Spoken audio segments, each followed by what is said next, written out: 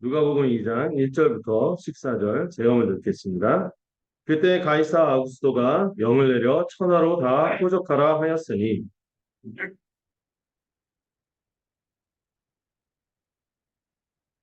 모든 사람이 호적하러 각각 고향으로 돌아가매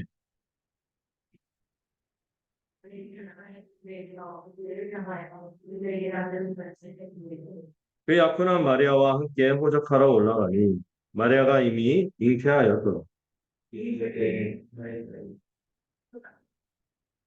첫 아들을 낳아 강보로 싸서 부유에 뉘었으니 이런 여간에 있을 곳이 없음이로라. 주의 사자가 곁에 서고 주의 영광이 그들을 두루 비춤에 크게 무서워하는지라.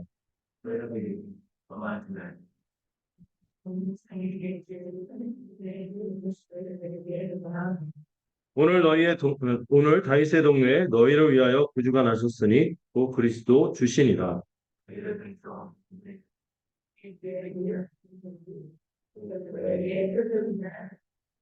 호련히 수많은 천군이 그 천사와 함께 하나님을 찬송하여 이르되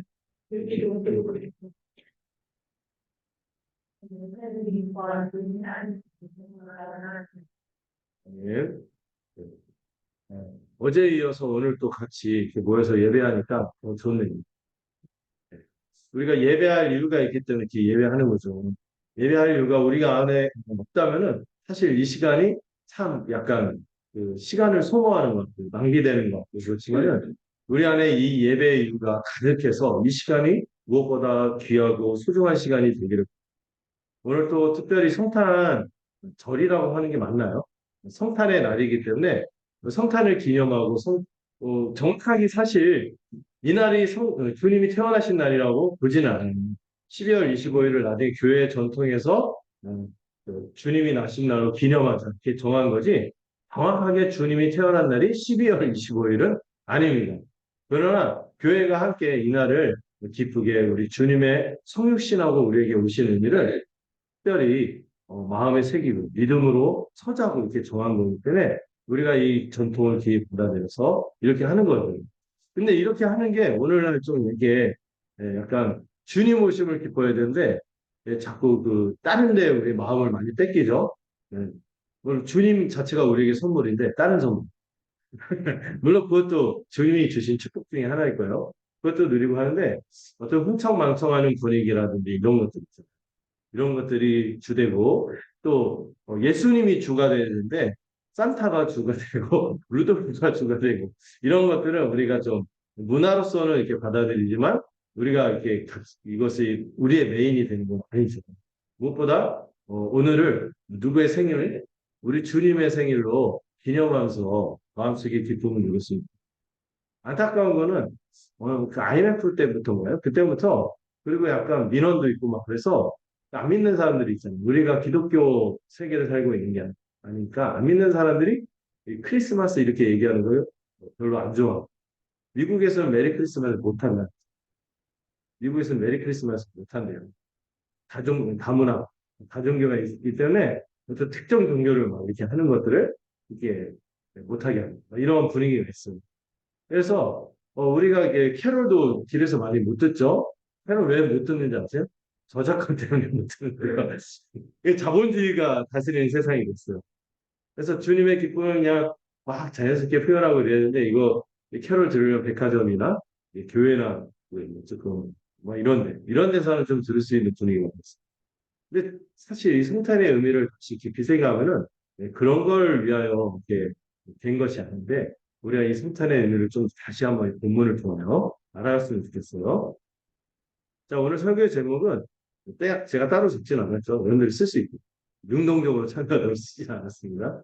하나님은 성탄을 통해 영광과 기쁨과 평강의 복음을 나타내셨습니다. 이게 제가 오늘 전하려고 하는 메시지예요. 하나님이 이 성탄을 통해 뭘 나타내셨다고요? 건강과 기쁨과 평강의 복음을 나타내셨습니다.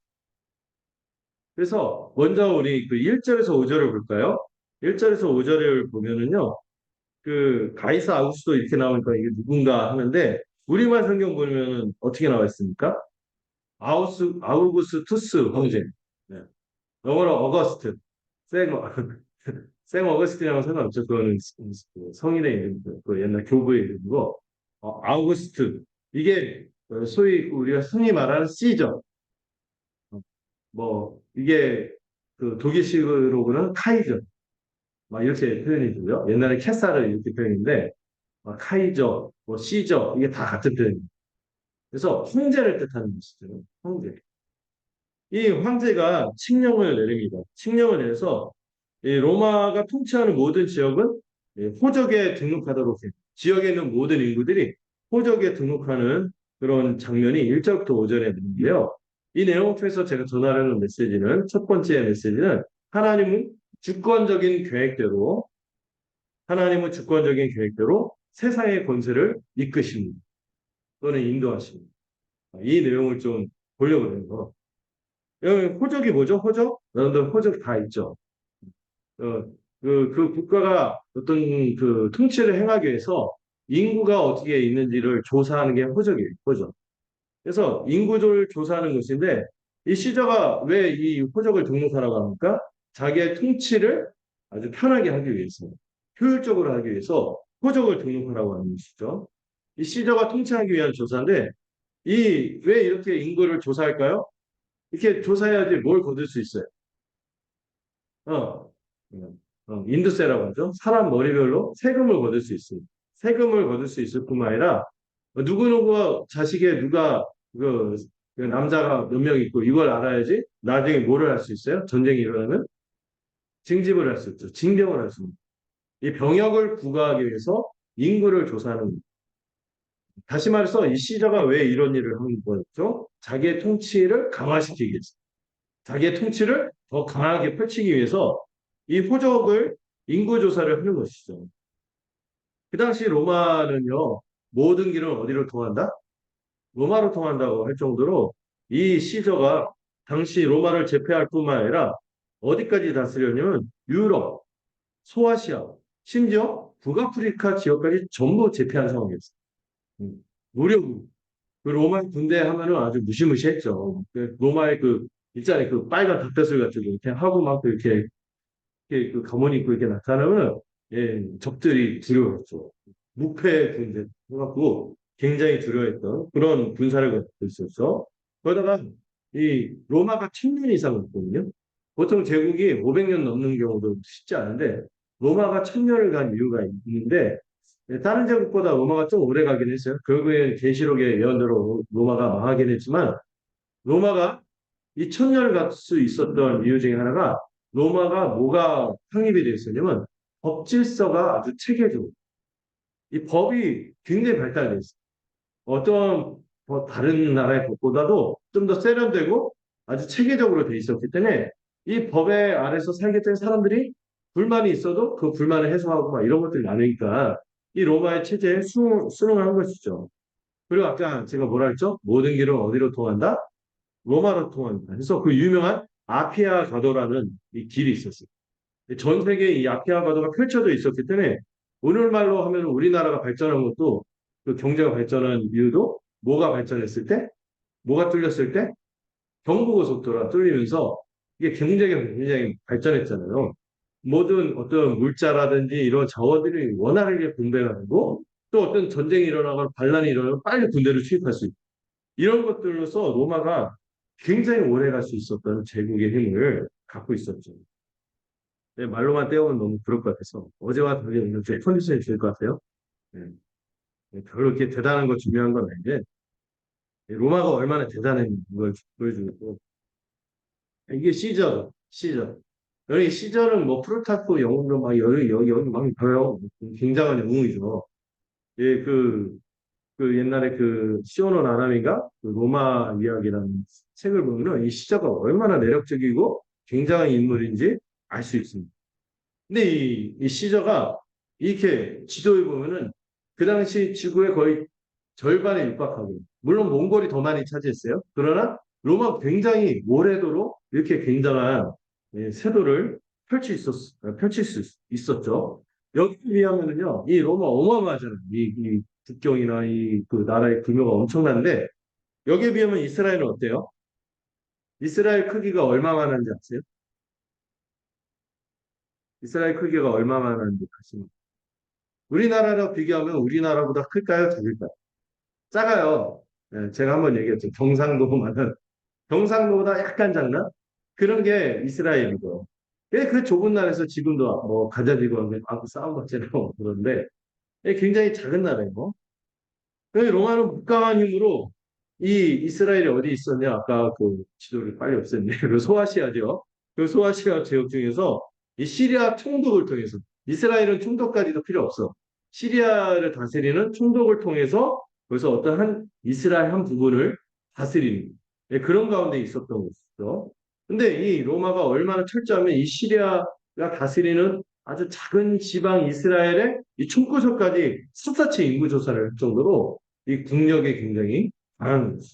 세금을 걷고 군대를 모집하고 파견해서 로마가 이 자신의 통치와 힘을 자랑하는 영광을 자랑하는 그런 시대인 것이. 그래서 이런 표현 들어보셨나요? 팍스 로마. 로마가 가져다 주는 평화. 이런 표현으로써 팍스 로마 이런 표현을 썼었죠. 지금 뭐 한때 그런 말도 있었죠. 팍스 아메리카노. 미국이 막 전 세계를 대하니까 미국이 주는 어떤 평가 이런 것처럼 로마가 통치해서 로마의 통치 아래 모든 세상이 평화를 누린다고 세상에서 말하던 때 그때 주님이 오신 것입니다. 이 모습은 이 세상의 권력, 그 당시 로마 권력 얼마나 막강한지 보여주는데요. 이런 시저의 통치 아래 그 옛날 이스라엘에서 물론 지금은 퇴락했죠. 보잘것없고 식민지에 불과하지만 여기서 가장 그 이스라엘 역사에서 가장 영광스러운 왕이 누구죠? 왕 중에 왕. 이스라엘. 아, 그렇죠. 다윗이죠. 굉장히 매력적인 왕이죠. 예체능을 다 겸비한, 문무를 겸비한 이런 왕이죠. 이런 다윗의 후손이 메시아로 온다 이런 말이 있었는데 그런 가운데 지금 누가 태어난 거예요? 예수 그리스도가 태어난 것입니다. 그런데 예수님이 태어났는데 이미 세상은 누구의 평화 아래 있어? 로마의 평화 아래 있는 팍스 로마. 이런 세상 가운데 그 로마에 의해서 좌지우지되는 운명으로 예수님이 태어나신 거예요. 이 세상의 막강한 권세, 인구 등록하려고 그때 예수님 태어나지도 않았고 예수님 엄마가 지금 마리아인데 지금 어떤 상태예요? 만삭인 상태에서 또 제국에서 호적 등록하라니까 갑자기 고향 떠나가고 호적을 등록하러 본적지로 이게 막 가는 상황이에요. 원래 만삭일 때 막 움직이기 얼마나 힘드니까 고대 더 교통수단도 쉽지 않은데 한 70마일 정도 떨어져 있다고 그러더라고요. 제가 미처 환산을 못했는데 꽤 멀다 이렇게 생각하거든요. 전주에 사시는 분들은 저기 평화도 멀다고 생각하는데 그 정도가 아니에요. 70마일 엄청 먼데 도보로 육로로 이렇게 힘들게 막 만삭으로 가야 되는 상황이거든요. 태어나기도 전에 이 온통 세상의 권세에 의해서 휘둘리는 이 초라하게 휘둘리는 모습으로 이 세상에 오신 것입니다. 그죠? 예수님은 사실 족보상 다윗의 후손이지만 지금 이 다윗의 후손들이 몰락했잖아요.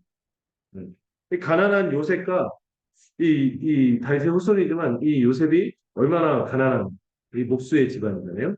그런 집안에서 또 엄마는 지금 어떤 상태예요? 결혼하기도 전에 사실 아이를 배웠기 때문에 이 성령으로 잉태했지만 사람들이 그게 어떻게 알겠어요? 손가락질하는 그런 상황이 미혼모의 몸으로 이 정원자와 이 요셉은 얼마나 바보 같다 이런 얘기 들었겠어요. 이런 가운데서 호적지로 가는 거예요. 본적을 하러 본적지로 막 가는 거죠. 원래 이 요셉과 마리아가 어디 살았게요? 어디 살았는지 아세요? 예수님이 어디서 태어났습니까? 일단 이거는 알아야 돼요. 베들레헴에서 태어났죠. 베둘레헴이 아니다. 자, 베들레 옛날에 아저씨들 놀릴 때 베들레헴이라고 놀리는데 자, 베들레헴에서 태어났는데 근데 예수님이 원래 자라나신 고향은 따로 있어요. 그래서 예수님의 별명은 무슨 예수? 나사렛 예수라고 합니다.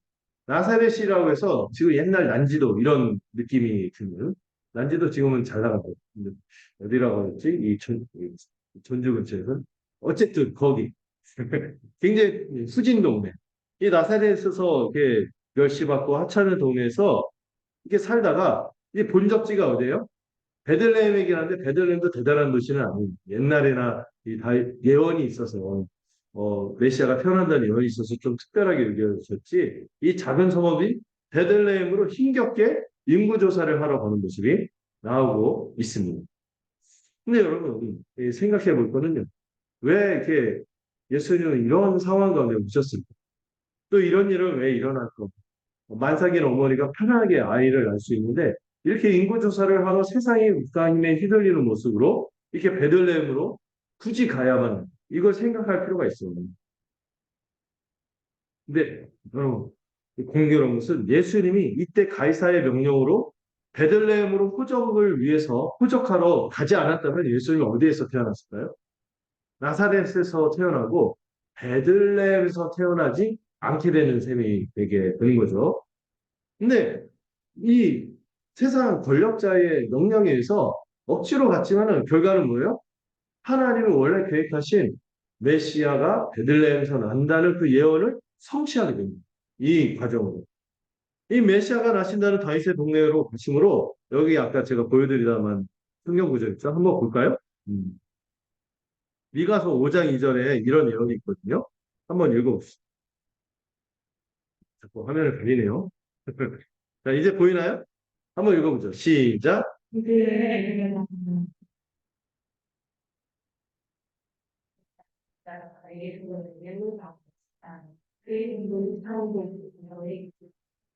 영혼에 있는 이란데 이게 잘렸네요.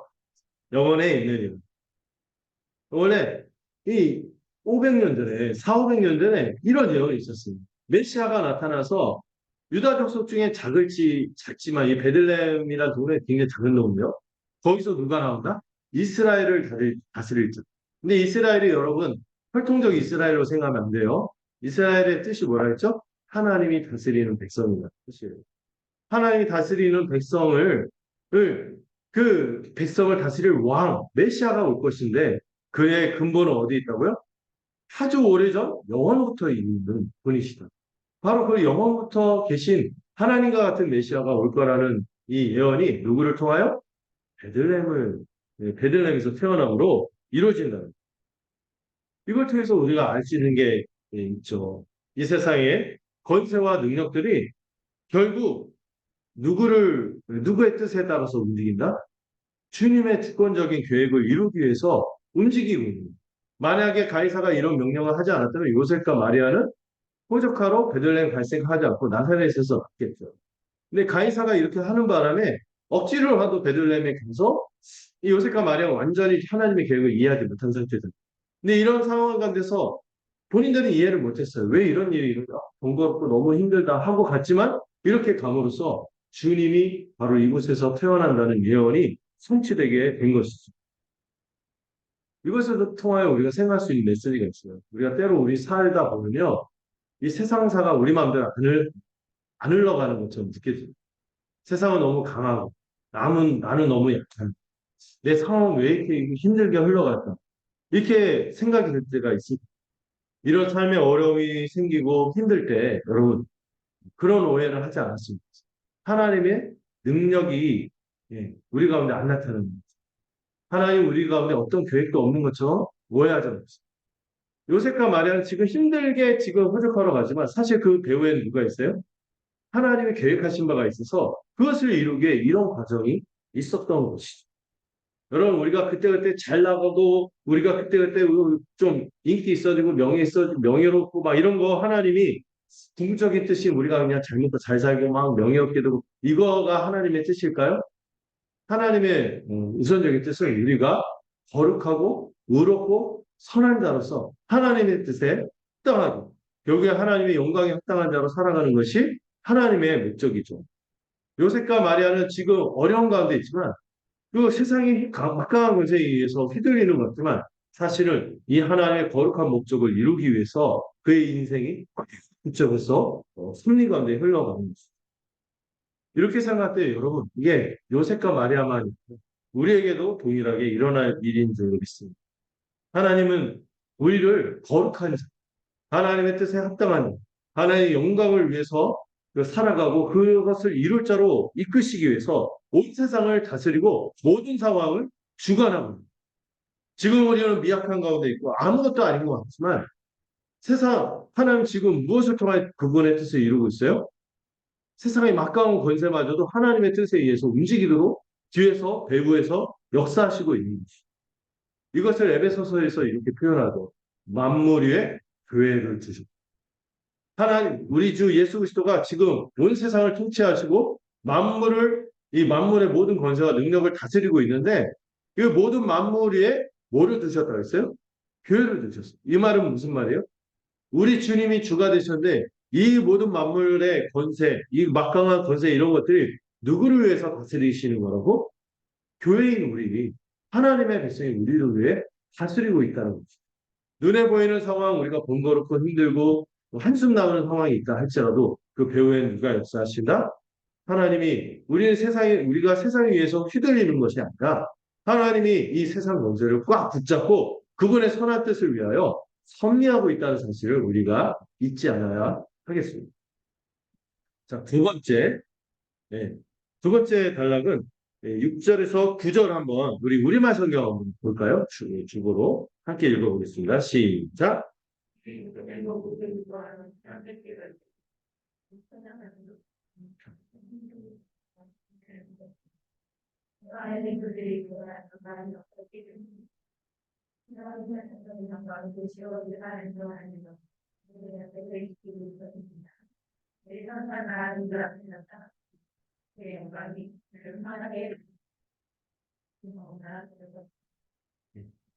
이 6절에서 9절의 메시지는 하나님은 자신의 영광을 누구를 통하여? 네, 가난하고 약한 자들을 통해 나타내신다는 사실을 알 수 있습니다. 일단 여기 가난한 이들이 나타나는데 요셉, 마리아 그리고 한밤중에 아까 찬양했던 것처럼 한밤중에 들에서 양치던 목자들에게 하나님께서 자신의 영광을 드러내시는 장면이 나오고 있어요. 요셉과 마리아가 이렇게 세상 권력에 의해서 휘둘리는 것처럼 그 배후에 하나님이 있었다는 거죠. 그렇게 해서 이 베들레헴으로 갔어요. 이 베들레헴이 이들의 고향이긴 하지만 본적이긴 하지만 거기에 집이 있습니까? 집이 없죠. 집이 없기 때문에 여관을 찾았어요. 여관에 머물려고 했는데 방이 없어. 옛날에 그런 성극이 기억나는데 빈 방 있습니까? 그래서 방 없음 막 갑자기 희정자매 눈이 번쩍 관련 업체에 있는 어쨌든 이 빈방이 없어갖고 요셉과 마리아가 여관에 빈방이 없는 거예요. 그래서 어디에서 아기를 낳게 돼요? 예, 말 고유에서 말 박통이죠. 이 마국간인지 모르겠어요. 마국 그 이스라엘 말보다 하여튼 짐승들이 거하는 거처에서 짐승들의 밥그릇 있잖아요.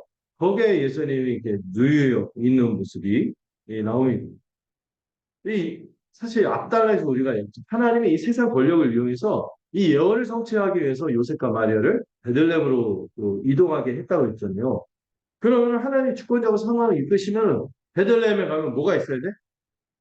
편안하게 거쳐 갑자기 왕족이 귀족이나 막 나오고 아 메시아가 태어날 것 같습니다. 근데 가끔 막 시몬 할아버지 할머니들이 와서 막 축복하고 하지만 뭐 대단한 사람이 와서 좀 방을 내주고 아 여기서 지내십시오. 최고급 초호화 객실 막 이러면서 막 이렇게 들어가는 게 아니라 이 누추한 이 여관조차도 빈 방이 없는 거죠.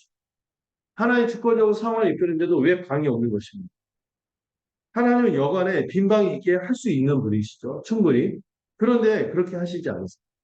또 애초에 예수님이 나사렛에서 살지 않고 베들레헴에 거하면서 고귀하고 부유한 뭐 유다 가문 거기서도 유력한 부자인 가문에 왕궁에서 또 태어나게 할 수, 헤롯 그쪽 헤롯이 아니라 그리고 그쪽에 태어나게 하실 수 있는데 하나님은 그렇게 하시지 않으셨어요. 그냥 손으로 둘둘 싸서 부유 이 짐승들의 먹이 그릇에 그 예수님이 올려놔져서 거기에서 태어나고 그 어린아이가 거기서 그밤 추위를 견디면서 어린아기가 있도록 그렇게 하신 것이죠.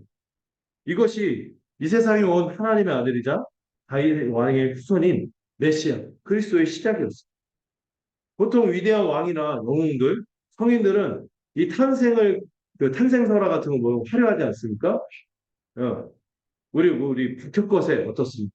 아래에서 태어난 보통 그 정상적으로 태어나지 않죠? 아래에서 태어나거나 태어나자마자 막 걸어다녀. 그 역종교 있죠? 우리 타종교. 평상천하 유아독존 하면서 뭐 손가락 위로 가리키고, 우리 시다를 다 붙여. 뭐 이런 식이죠. 그러면 예수님도 그렇게 태어나셔야 되는데 그렇게 안 태어났어요. 사람들도 그 당시 사람들도 메시아가 오면은 이 그리스도 구원자가 오면 저 막강한 로마 황제 시저를 물리치고 로마 제국보다 더 영광스럽게 하나님 나라를 나타낼 것이다. 이렇게 기대했는데 이런 기대와 달리 예수님 이런 모습으로 오신 거죠. 예수님은 그런 모습으로 오지 않았어요. 세상 나라들처럼 힘을 자랑하고 사람들을 돈과 어떤 경제와 군사력, 정치력으로 억누르는 모습으로 오시지 않았습니다. 근데 사실 하나님은 그렇게 하실 수 있는 분이고, 하나님은 무엇이든지 할 수 있는 분이죠. 그럴 수 있는 분인데, 하나님은 무엇이든지 할 수 있는 분이지만, 그러나 하나님은 지금 무엇인가 하시고자 함을 나타내 보이기 위해서 이런 방법을 취했다는 것입니다. 하나님의 뜻은요, 예수님이 영광을 취하셔서 이 세상에서 영광으로 그리고 권능과 능력으로 사람들을 누르면서 다스리는 것이 아니라 하나님의 뜻이 무엇인지 아세요? 가장 위대하고 부유하신 하나님의 아들이신 그리스도께서 가장 가난한 우리를 위해서 가난하게 되신 우리와 똑같이 아니 우리보다 더 가난하게 되신 것입니다. 예수님 오셨을 때 아무도 주목하지 않았겠죠. 그러나 그 안에 보화를 감추고 영광스러움을 은밀하게 드러내는 방식으로 이 땅에 오신 것입니다.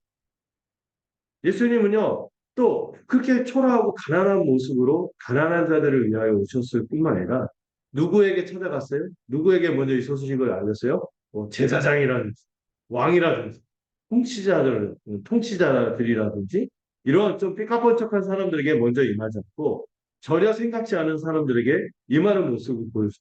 복음서들을 보면 다 그렇죠. 유대인들이 개처럼 생각하게 누군지 아세요? 이방인들. 그것도 동방의 박사들. 박사라고 하는데 이 박사가 사실 뭐하고 비슷한 말이 있어요? 박수무당. 이거 비슷한 말이 박사예요. 점쟁이들. 타종교를 믿고 있고 거기 종사하는 사람들이요. 뭐 어쩌면 왕족일 수도 있다. 옛날에 재정일치 사회였으니까. 이런 사람들인데 이런 사람들이 예수님의 탄생을 축하하러 왔어요. 그 메시지를 듣고. 어떻게 반응했어요? 신기한 섭리로 왔죠. 또 어떤 사람들이 예수님의 탄생을 축하하러 왔습니까? 그 소식을 먼저 접했습니까? 노인 시므온과 이 생을 다해가는 시므온과 안나예요. 뭔가 청년, 젊은이 꽃피우고 이런 사람들에게 이 소식을 알려준 게 아니라 정말 이제 생을 마감하고 평생 경건하게 살긴 했지만 이런 사람들에게 알려주셨죠. 그리고 오늘 본문에서는 누구에게 이 소식이 알려졌죠? 목자들에게 들에서 양을 치던 목자들에게 이 영광스러운 소식이 먼저 전해집니다. 여러분 목자 하니까 좀 낭만적인 거 같잖아요. 목자, 목동 막 그림에서 보면 막 저 푸른 초원 위에 막 응? 이렇게 여유롭게 막 그 낭만을 즐기는 이렇게 보이지만 그런 직업이 아니에요. 그 당시에 굉장히 험한 3D 직업. 그에 속한 것이 이 목자들입니다. 특히 이 목자들은요, 자기 양떼를 치는 게 아니라 다른 사람의 양떼를 고용당해서 그 양떼를 맡아서 치는 사람들이 이 사람들이에요. 우리식으로 말하면 정규직이 아니라 비정규직. 자기 양떼도 아니에요. 다른 사람의 양떼를 길러야 되는데 제대로 보수를 받으려면 이 양떼가 조금이라도 다치면 안 되니까 초긴장 상태에서 근무를 해야 되고 한낮에는 뜨거운 더위를 견디면서 또 비바람이 치거나 매서운 눈보라가 쳤는지 모르고 거기도 겨울이 있으니까 어쨌든 이 매서운 추위를 밤의 추위를 견디면서 자기 양이 아니다 남의 양을 치기 위해서 오숙하면서 자기 일터를 지키는 사람들에게 주님이 영광을 나타내신 거죠. 이 사람들 사실 오늘날 치면 이렇게 얘기할 수 있어요. 가장 밑바닥 계층으로 하루 종일 비정규직으로 일하는 데다가 그걸로 이제 생을 이어갈 수 없어. 생계가 충분히 못하고 가지고 이렇게 못 돌보니까 밤에 대리운전 막 이런 사람들이라고 볼 수 있는 거예요. 이 고단하게 집으로 막 끝나고 막 뭐죠? 뭐 요즘에는 막이런 거 있잖아요. 스카이싱싱이 아니라 전기로 막 돌아가는 이런 거 타고 막 집으로 막 돌아가요. 이 고단하게 집으로 걸어 돌아가는 오늘날의 많은 가난한 사람들처럼 목자들은 그런 사람들. 근데 예수님께서 태어났다는 이 기쁜 소식이 그런 사람들에게 먼저 전해졌고 예수님이 먼저 그들에게 찾아갔다는 거예요. 왜 그렇습니까? 아까 말씀하셨죠. 하나님은 예수님은 그런 방식으로 태어나게 하시지 않을 수 있었어요. 그럼에도 이렇게 하신 이유가 있죠. 예수님으로 하여금 가난한 우리를 부유하게 하시기 위하여 그분이 가난하게 되신 것입니다.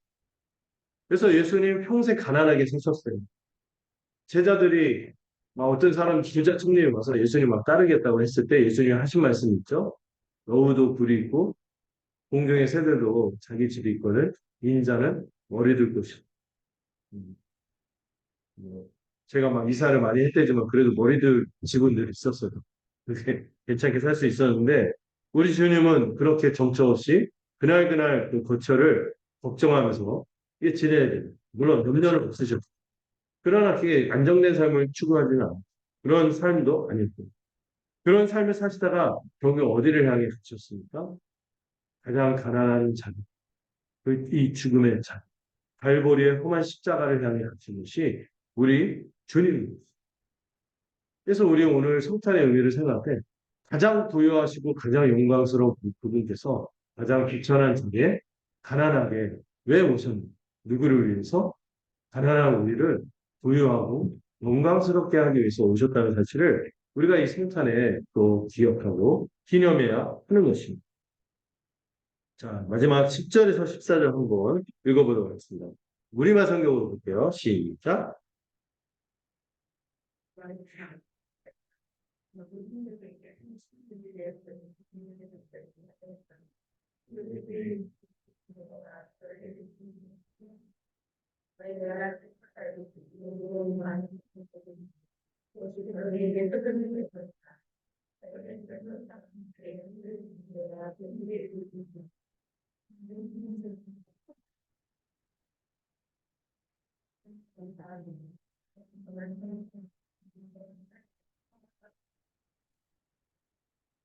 이 세 번째 단락의 메시지는 하나님은 큰 기쁨과 평화의 좋은 소식을 기뻐하신 사람들 중에 나타내십니다. 네, 큰 기쁨과 평화의 좋은 소식을 기뻐하신 사람들 중에 나타내셨답니다. 음. 이 목자들이 직접 들은 소식이 뭡니까? 이 천사들이 어떻게 선포합니까? 온 백성에게 미칠 기쁜 좋은 소식이라. 복음이죠, 복음. 온 백성에게 선포되어야 되고 온 백성이 들어야 할 복음이라는 거예요. 이 모든 사람, 하나님이 구원하려고 작정하신 모든 사람들에게 그들의 구원자인 누가 오셨다? 예수님이 오셨다는 것입니다. 그 옛날부터 하나님이 계속해서 약속해 오셨어요. 심지어 언제부터? 처음 창조 때 아담과 하와가 타락해서 이 동산에서 쫓겨날 때도 하나님은 구원자를 약속해 주셨어요. 뭐로? 여자의 후손 아주 못으로 우리를 구원하겠다고 약속하신 그 약속을 지금 이제 나타내는 것입니다. 이 몇천 년 정도가 아니죠. 이 엄청난 세월을 지나서 드디어 그 약속이 이루어진 겁니다. 그리고 그 구원자가 어떻게 오십니까? 다윗의 후손을 통해서 오시겠다고 했는데 그 베들레헴에 다윗의 후손인 요셉을 통하여 이 땅에 온 것이죠. 요셉과 마리아를 통해. 그리고 그 구원자가 힘있고 잘격 있고 잘 나가고 좋은 집안에서 태어난 이런 똑똑한 사람들만 유리한 세상이 아니에요. 가난하고 어렵고 주목받지 못했던 그런 사람들을 먼저 찾아주시고 겸손한 모습으로 섬기러 오셨다는 것이죠. 이것을 보여주기 위해서 예수님은 로마가 통치하는 세상, 로마가 통치하는 뭐 로마 같은 데, 세상의 중심인 예루살렘 같은 데, 이런 데가 변두리인 나사렛과 베들레헴이라는 총구석으로 오신 것이죠. 고귀한 가문이 아니라 가난한 집안에 결혼하지 않은 미혼모라는 낙인을 찍힌 이 여인의 몸으로 그것도 태어나셨을 때 짐승의 먹이 그릇에 온몸이 이 강복, 이 천으로 칭칭 감겨서 이제 꼼짝달싹 못하는 아기의 모습으로 오신 것이죠. 그리고 누구에게 찾아오셨어요? 가난하고 멸시당하고 당했던 이 목자들에게 찾아오신 것이죠. 우리 천사들은 이렇게 노래합니다. 여러분들이 많이 그, 외우기도 하는 내용이죠. 지극히 높은 곳에서는 하나님께 영광을 돌리고 이 땅 가운데 하나님이 기뻐하시는 사람들, 이 다시 말해서 하나님이 구원하시고자 하는 사람들에게는 진정한 평화를 주신다는 이 메시지를 전했습니다. 여러분, 이 메시아가 우리 주 예수 그리스도의 영광과 평화는 로마의 영광과 평화와 다르다는 것을 우리가 기억할 필요가 있습니다. 로마의 영광과 평화는 어떻습니까? 힘이 있고 자기에게 유리한 자들에게만 혜택을 주지만 힘없고 가난한 사람들은 어떻게 하는 세상? 무력으로 억누르고 통치하는 것이 로마의 영광과 평화입니다.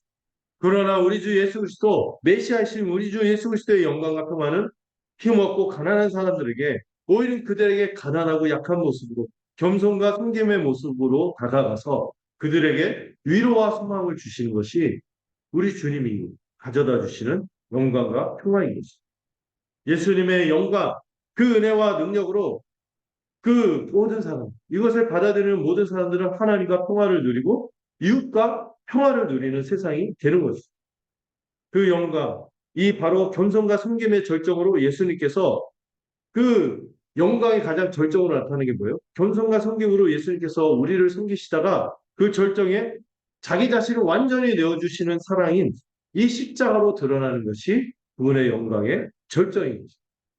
이것이 하늘의 영광을 돌리고 이 땅의 평화를 가져온 이 평화를 임하게 하는 방식이 그분의 십자가의 방식이요. 이 땅의 영광과 평화를 가져오는 방식이죠. 근데 이 본문에서 중요한 것은 모든 사람에게 미칠 복음이지만 기쁜 소식이지만 이것을 받아서 이 영광을 누리고 평화를 누리는 사람은 제한되었습니다. 하나님이 기뻐하시는 사람들만 이것을 받는다고 말하고 있습니다. 온 백성에게 미칠 기쁘고 좋은 소식이지만 모두에게 주어지지 않습니다. 하나님이 기뻐하신 사람들 중에만 임하게 되는 것이죠. 그러면은 하나님이 기뻐하신 사람들이 누구입니까? 누굴까요? 이거 이 본문의 용어로 제가 표현하면 로마의 영광과 평화를 추구하는 사람이었다. 우리 주 예수님이 십자가의 죽음으로 가져오는 그 영광과 평화가 무엇인지 알고 믿어 받아들이는 사람들이 하나님이 기뻐하시는 사람들입니다. 로마의 영광과 평화, 세상이 가져다주는 영광과 평화를 추구하는 사람들에게는 여러분 로마서에 그런 표현 있죠. 그런 사람들에게 이 십자가 복음은 어떤 거예요? 꺼리끼는 부끄러움. 그러나 우리는 이 십자가의 복음을 부끄러워하지 않습니다. 왜 그렇습니까? 우리에게 하나님의 다시 말해 하나님의 영광을 가져다 주는 것이 바로 이 십자가의 복음이기 때문이죠. 복음을 부끄러워하지 않고 믿는 자에게는 하나님의 의가 선물로 주어집니다. 다시 말해 우리에게 영광이 주어지는 것이죠.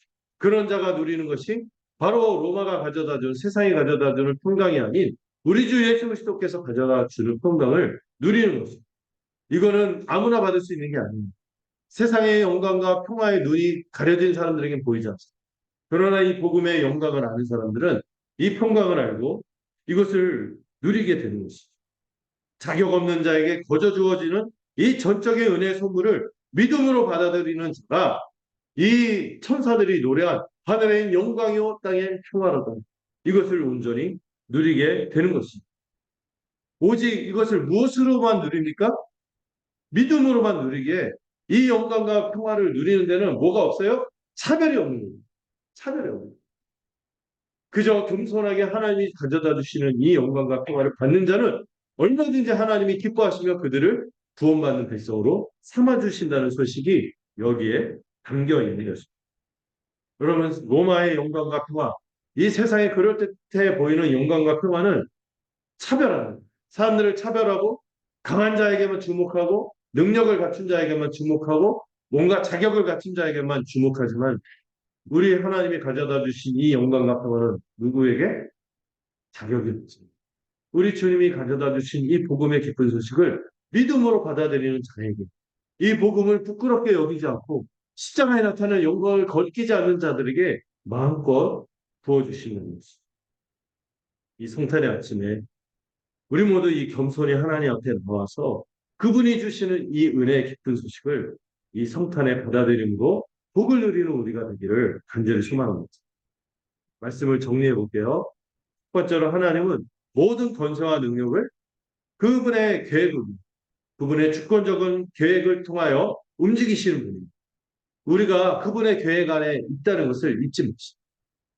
아무리 힘들고 고난이 있고 우리 상황을 한순나게 하는 그런 여러 가지 상황이 있다 할지라도 하나님이 결국에는 그분의 뜻대로 우리를 의와 거룩과 선과 그분이 주시려고 하는 영광과 평화로 우리를 이끄실 줄을 믿고 힘을 내서 살아가시기를 바랍니다. 두 번째로 하나님은 가난한 우리를 위해 가장 부유하고 영광스러운 그리스도를 비천하고 가난하게 하셨습니다. 그리고 우리를 위해 십자가의 길을 가게 하셨죠. 그래서 우리도 주님을 따라 여러분 세상의 영광이 아니라 진정한 영광을 가져오는 이 고난의 길이라 할지라도 우리가 비용 계산 배우셨잖아요. 이 고난의 길을 감수하고 이 주님이 가져다주는 더 값진 것을 위하여 이 고난을 감수하고 그 길을 걸어가는 우리가 되기를 바랍니다. 세 번째로 하나님은 모든 사람이 아니라 이 예수 그리스도의 복음이 가져오는 영광과 평화를 믿고 받아들이는 이들에게 구원의 은혜를 허락하셨습니다. 여러분들, 여러분들은 어디에 있습니까? 헤롯과 로마의 그런 왕궁, 그런 것에 여러분들의 마음이 있습니까? 비록 고단하지만 들에서 노숙하는 상황에 있다 할지라도, 가난하다 할지라도 이 하나님이 가져다 주시는 이 영광과 평화를 소망하면서 그것을 바라보는 복음을 믿는 자리에 있습니다. 이를 믿고 성탄의 기쁨을 온전히 누리는 우리 모두가 되기를 간절히 소망합니다. 기도하겠습니다. 하나님 아버지, 오늘 이 성탄의 아침에 우리 주님께서 이 세상 가운데 이렇게 연약한 모습, 가난한 모습으로 오셨는지 묵상하게 되는데 세상이 자기의 권세를 뽐내며 떨치고 있을 때 우리 주님은 마치 거기에 휘둘리는 것처럼 보이죠. 주님의 이 원대한 계획을 이루시기 하나님의 우리를 향한 이 주권적인 구원의 계획을 이루시기 위해 그렇게 예언을 성취하게 오셨다는 것을 기억하고 우리 삶의 순간순간 일어나는 이 고난과 역경 속에서 우리가 좌절하거나 주저앉는 자들이 되지 않을까 싶고 하나님의 긴 이 섭리의 시각에서 우리의 삶을 해석하고 힘있게 하루하루를 살아갈 수 있는 우리 귀한 지체들 되도록 축복하여 주시옵소서. 주께서 가난한 우리를 위해서 가장 부유하심에도 불구하고 영광스러운 분이심에도 불구하고 겸손하고 비천하고 우리를 위해 가난한 자의 모습으로 오셨다는 것을 기억하고 우리도 주님을 따라 십자가의 길을 가는 자들이 되도록 붙들어 주시옵소서.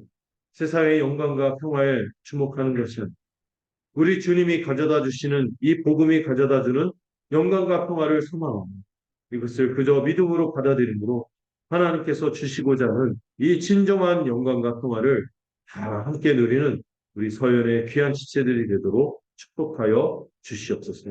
이를 마음에 간직하고 성탄의 기쁨을 누리는 오늘 하루가 되도록 주님 인도하여 주시옵소서. 예수님의 이름으로 기도드렸습니다. 네. 함께 찬송가 115장 함께 찬양하도록 하겠습니다.